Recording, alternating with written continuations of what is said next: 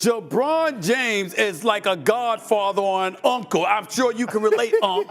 He's like a godfather or an uncle to most of the damn players. When Michael Jordan was playing, you know this. Was it not Michael Jordan and everybody else? Did everybody not know it was Michael Jordan? LeBron James is a legend. That is not up for debate. With 4 championships, multiple MVPs, and over 2 decades of dominance, his resume speaks volumes. But there's another name that echoes even louder across basketball history: Michael Jordan. Stephen A. Smith, one of the most respected voices in sports commentary, recently reignited this debate with a powerful breakdown of what separates the two icons. And his message was clear: Jordan wasn't just respected, he was feared. Today on NBA Showdown, we are diving into Stephen A.'s powerful analysis on why LeBron, despite his greatness, can never reach Jordan's throne. So whether you're Team LeBron or Team MJ, prepare yourself, because this video will lay out every reason why Michael Jordan remains the standard, the legend others only dream of becoming. Stick around until the end, because this isn't just about stats. This is about legacy, perception, and the psychological gap between greatness and invincibility. Before we begin, make sure to hit that like button, subscribe to NBA Showdown, and turn on the notifications so you never miss a GOAT-level discussion. Now let's get into it. Stephen A. Smith starts by describing LeBron James as more of a godfather or an uncle figure to the modern NBA player. This characterization is telling. LeBron is beloved, approachable, and looked up to by today's athletes, not just for his basketball prowess, but for his influence off the court. He's become a cultural leader, a business mogul, and a philanthropist. But therein lies the difference. Jordan, while admired, did not foster relationships in the same way. He was isolated in his greatness, and that separation bred a type of fear and mystique. Players today train with LeBron in the offseason. They admire his endurance, and they seek his mentorship. But nobody dared approach Jordan like that in his playing days. He was unapproachable because he demanded excellence in a way that made his teammates either rise or fall. His presence was intimidating. LeBron, by contrast, cultivates camaraderie. While that says a lot about his character, it also shifts how he's perceived competitively. Stephen A. is making a distinction between being feared and being liked. And in that light, LeBron's image, however legendary, falls short of the mythos Jordan built through sheer dominance and psychological warfare. LeBron stands as a beloved elder statesman. Jordan stood as an immortal force. That difference matters. LeBron James is like a godfather or an uncle. I'm sure you can relate, Unc.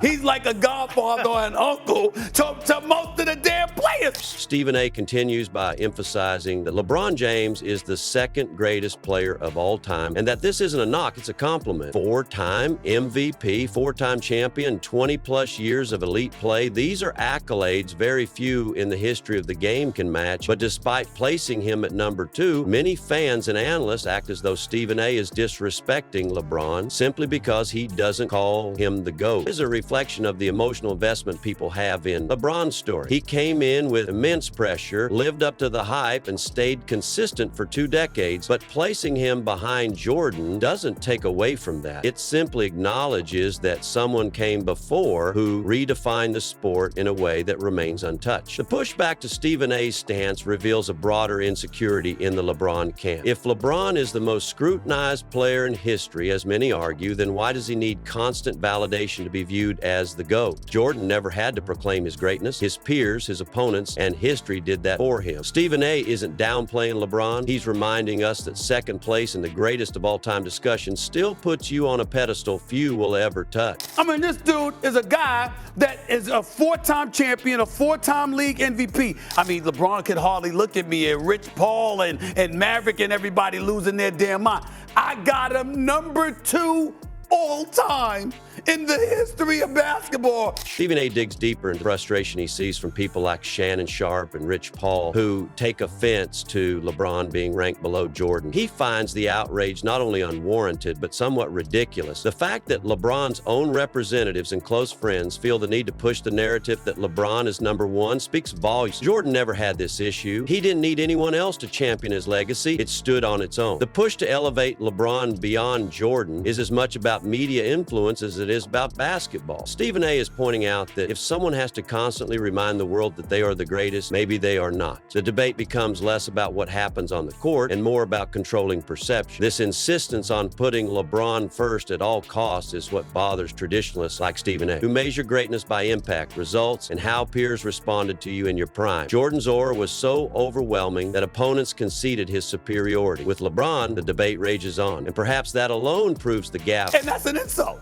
to people like Shannon Sharp and Rich Paul and these guys. It's ridiculous. Stephen A. brings up one of the most staggering statistics in NBA Finals history. Jordan never allowed a Finals to reach a Game 7. That speaks to a killer instinct that separated him from everyone else. With LeBron, there have been multiple Game 7s and even losses on the biggest stage. That's not to say he didn't perform. His numbers have been stellar, but the results speak louder. Jordan never let it get that close. Furthermore, Stephen A. points out that even during LeBron's dominance, debates still existed about whether players like Kevin Durant or Kobe Bryant were on his level. That level of questioning never existed during Jordan's reign. It was universally understood that he stood alone. The debates we hear about today didn't apply to Jordan because his performance made the argument irrelevant. This is what Stephen A. means when he says LeBron can never truly be on Jordan's level. Not because he isn't phenomenal, but because even in greatness, he has company. Jordan's greatness was lonely, untouched, and most importantly, unquestioned. That's the gap. Jordan never even allowed the series to get to a Game 7.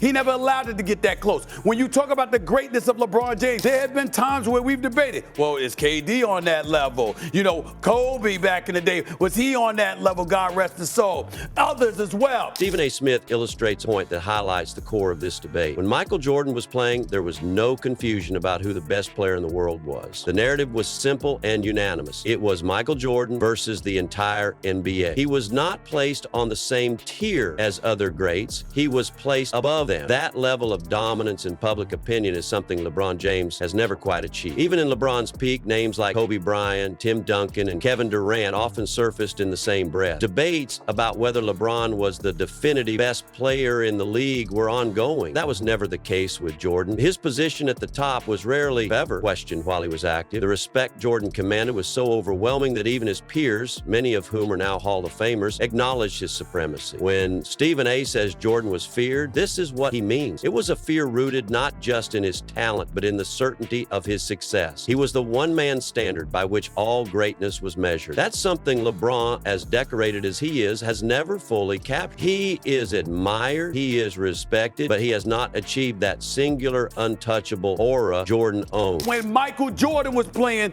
you know this, was it not Michael Jordan and everybody else? Did everybody not know it was Michael Jordan? Here Stephen A. dives into one of the most important distinctions in the conversation, the difference between respect and fear. Respect is earned through achievements. Fear is earned through dominance and unpredictability. LeBron James has been respected for his skills, his longevity, and his basketball IQ, but he has never been feared in the way Jordan was. Stephen A. points out Jordan's combination of offensive firepower and defense excellence. He was a perennial scoring champion while simultaneously locking down opposing stars on the defensive end. That two-way mastery created a psychological edge that left opponents defeated before the game even began. Players didn't just worry about Jordan's skills, they worried about how he would embarrass them. That level of mental control over the game is what truly made Jordan different. LeBron, for all his greatness, does not carry that same edge. Players like Steph Curry, Giannis Antetokounmpo, and Kevin Durant have gone toe-to-toe with him and often believe they could win. That belief is different. Against Jordan, very few believed. Against LeBron, many still do. Fear is what separates the truly untouchable, and in that category, Jordan stands alone. And everybody else, is there not a difference between respect and reverence as opposed to fear? Yes, it is. Was it 9, 10-time scoring champion, 9-time All-NBA defensive team player, a 6-time champion, a 5-time NBA Finals MVP? I'm sorry. Close out the analysis, Stephen A. reminds everyone that Michael Jordan didn't just dominate the NBA, he changed the global perception of basketball. He was the gateway for international fans. Stephen A. uses the example of people in Greece who became familiar with the sport because of Jordan, that kind of cultural impact is immeasurable. While LeBron has certainly done incredible things off the court, including building schools and being a global ambassador for social change, his influence stems from personality and activism as much as basketball. Jordan's influence, however, was almost entirely based on what he did on the court. The game itself became synonymous with his name. Nike turned him into a global icon, but it was his competitive fire, his rings, and his style of play that made the world fall in love with basketball. Jordan didn't just elevate the NBA, he globalized it. The fact that Stephen A. brings up Jordan's influence in places like Greece speaks to how deep his reach goes. LeBron is great, LeBron is admired, but Jordan is woven into the cultural DNA of basketball itself. He didn't just play the game, he made the game global. He's the reason you knew about basketball in Greece, for crying out loud. It's because of Michael Jordan. Stephen A. Smith does not diminish LeBron James by calling Michael Jordan the greatest of all time. In fact, he calls LeBron the second greatest, a title that still places him above virtually everyone else who has ever touched a basketball. But what separates Jordan is not just the accolades or championships, it is how he made people feel. He was feared, he was respected, and he was unquestioned in his prime. From the mental edge he brought to the court to the global stage he created for basketball, Jordan built a legacy that no one, not even LeBron, has ever truly matched. While LeBron continues to build on his astonishing career, Stephen A.'s argument is that the gap between legend and deity still exists. Jordan did not need social media campaigns or debate shows to validate his greatness. His game did the talking, and to this day it still speaks louder than anyone else's. That is why Jordan remains the standard, and why LeBron, no matter how long he plays, will always be one tier below. If you enjoyed this breakdown, hit that like button, subscribe to NBA Showdown, and let us know in the comments where you stand in this debate. See you in the next one.